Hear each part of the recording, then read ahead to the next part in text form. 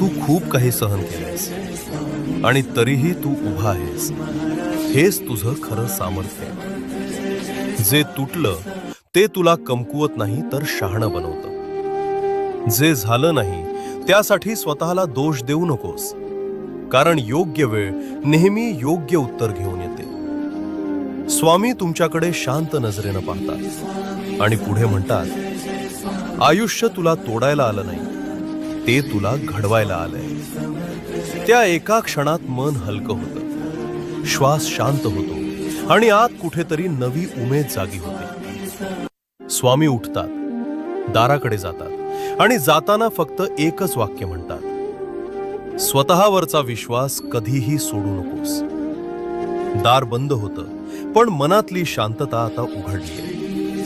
आणि जर आजही तुम्ही उभे आहात तर हे समजा, तुमची कथा